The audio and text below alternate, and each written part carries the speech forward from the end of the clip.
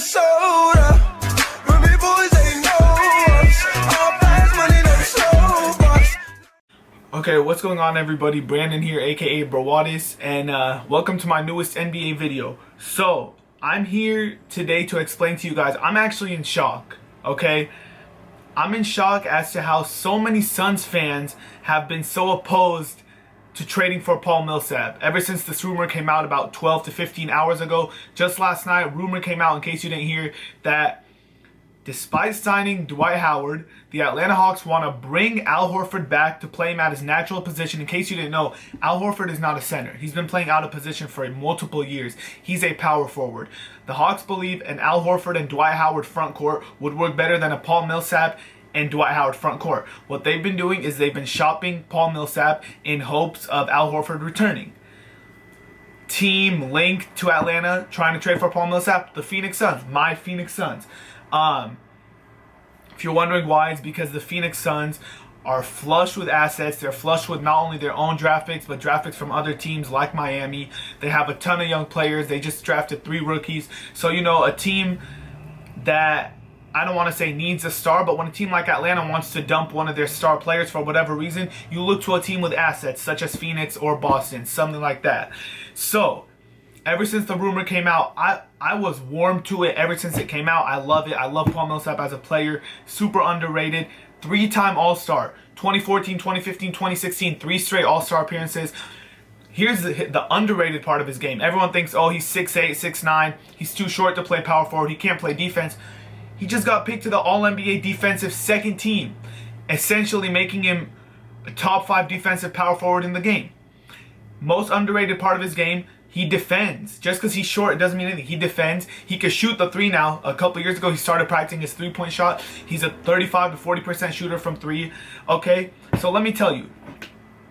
First of all, before I give my reasons why I want Paul Millsap to come to Phoenix, I'll give you the reasons why, because I understand why some Suns fans don't want him here, and it has nothing to do with his style of play. Let me tell you why, because I understand.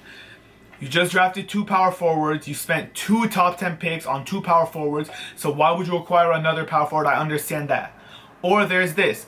Phoenix Suns are one of the youngest teams in the NBA. They just got a top 4 pick. We're looking at another top 5 pick next year. Just tank. Get another high pick next year. Don't hinder the rebuilding plans. You know, don't give up future picks for a 31-year-old in Paul Millsap. Now, I understand that. And here's the biggest one. Oh, well, why would you trade for Paul Millsap when you're probably just going to get the 7th or 8th seed just to get out in the first round by the Warriors or Spurs? And okay, so hold on. So let me tell you. So I understand all those points. I get it. It's not that you don't want Paul Millsap because he's bad, because he's not. I understand why some Suns fans don't want him.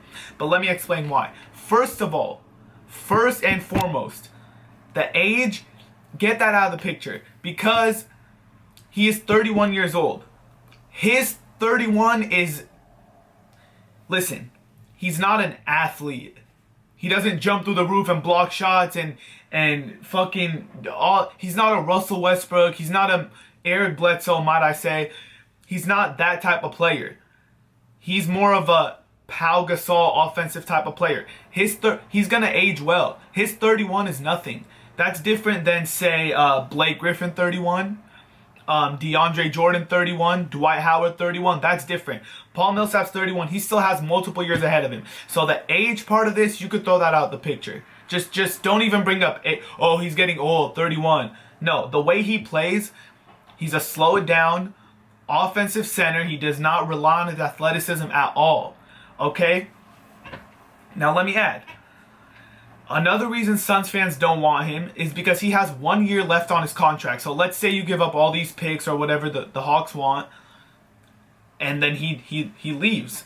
Well, that's a question with every player that has 1 year left on their contract, but it's the NBA. You have to take risks. Rather than thinking, oh, what if we acquire him and he leaves? Why not say, let's acquire him, wow him with a Bledsoe, Booker, Millsap, Tyson Chandler team, make the playoffs and say, you know what, Paul? We're trending upwards. We just made the playoffs. We want you to stay. Give him money and let him stay. You can't be shy. You can't be afraid, oh, I don't want to trade for him because he's going to leave. No, you got to be confident. And You got to sell him on.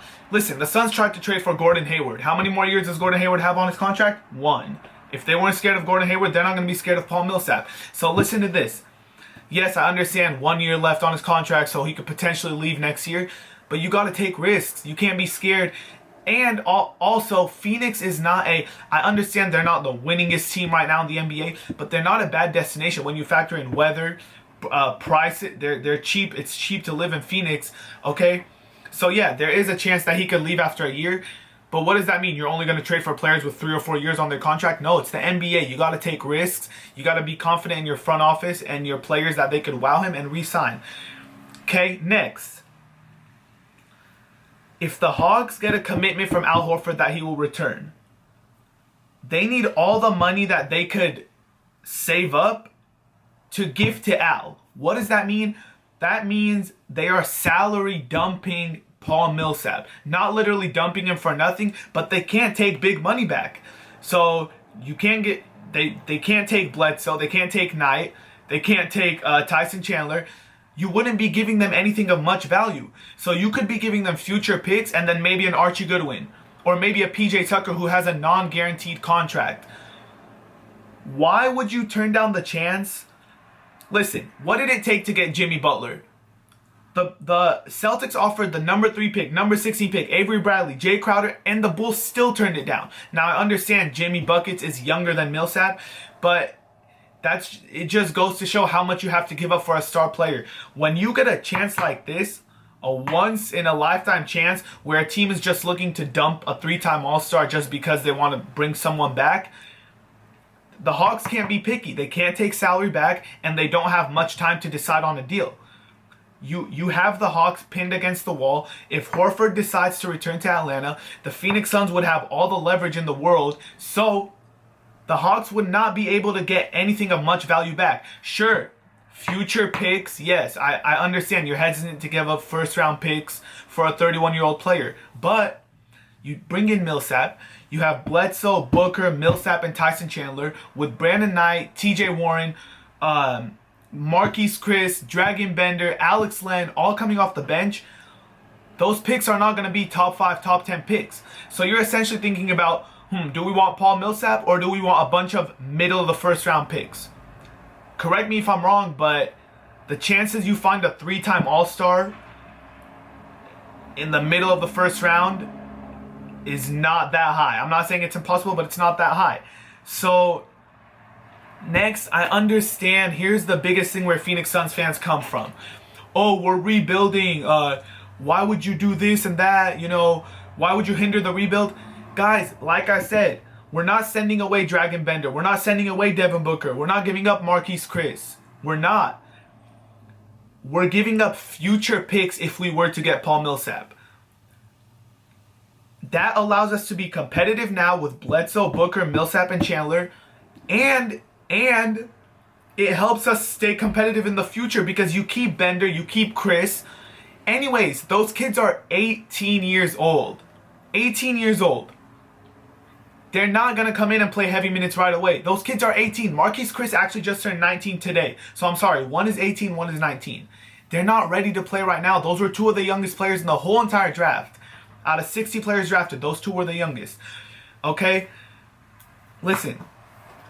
When a team is literally offering to just dump a 3-time All-Star, you got to take advantage. Especially when you're just giving up future picks, meaning the Phoenix Suns are not throwing away the rebuild. You keep Booker, you're keeping Marquise Chris, you're keeping Tyler Ulis, you're keeping Dragon Bender, and you have all your picks in the upcoming years. You also have 2 first-round picks owed from Miami. You're not going to give all of those away for Paul Millsap. So you keep your rookies from this year. You keep TJ Warren, you keep Alex Len, you keep Devin Booker, and you give them some picks. You still have multiple first-round picks coming in the upcoming years. I don't understand why Phoenix Suns fans are shying away from this trade. Some of them are like, oh no, Paul Millsap better not come here, blah, blah. Listen, I understand where you guys are coming from. You're sick and tired of being a middling team. You're sick and tired of getting the 12th, 13th, 14th pick. You just want to rebuild and tear it down. But let's look at Philadelphia, who tried that. How did that end up? Let's look at Sacramento. When was the last time they made the playoffs? Now, Let's look at Minnesota, who, although they started that way, in the past recent years, they've acquired Kevin Garnett. They've brought in Tayshaun Prince. They've kind of brought in some vets to guide the team. And let me tell you, whose future is brighter? The Sacramento Kings or the Minnesota Timberwolves? I'll let you answer that question. You can't just because you're rebuilding does not mean you get a bunch of young players and don't acquire anything else and just throw all the young players in the fire. Because look at Philly. Look at Sacramento. I don't need to bring up any more examples. Even when Oklahoma City was doing that with Harden, Westbrook, and Durant, they kept Nick Collison, Kendrick Perkins. So it's just like, and here's the biggest thing. Listen, this is what I don't understand. A lot of people were like, okay, well, if you get Millsap, then you're like an 8th seed. Why would you want to make the playoffs just to get out in the first round? Let me tell you this, guys. The Phoenix Suns were the 4th worst team in the NBA last year. 23 wins. You don't go from 4th worst team to championship. You don't. Nobody does that. Unless you're the fucking Cleveland Cavaliers because you get LeBron. You don't go from lottery to championship in 1 year. I don't see anything wrong with lottery, then the 8th seed, first round exit, and then a championship in a couple of years. So you're pretty much telling me, oh, we don't want to sign any free agents or make any trades unless we're going from worst team to best. You can't do that. You don't rebuild overnight. It's a process. It takes a couple of years. I see nothing wrong with acquiring Paul Millsap, making the playoffs as a low seed, probably exiting in the first round, and then next year you have Millsap, you re-sign him, you have Bledsoe, you have Booker, you try to acquire a free agent. How much? Listen, next year's free agent class, Blake Griffin, Steph Curry, Russell Westbrook, all these players, among others, would they want to sign with, oh, hey, we're the Suns, we just lost a bunch of games again, but we have Dragon Bender and Marquise Chris, or would they rather sign with hey, we just got Millsap, Eric Bledsoe, we just made the playoffs, sure, we got out in the first round, but we believe you're the final piece to bring our playoff team to championship contending status. I just don't get the fans who say, well, what's the point of making the 8th seed if you're just going to get out in the first round?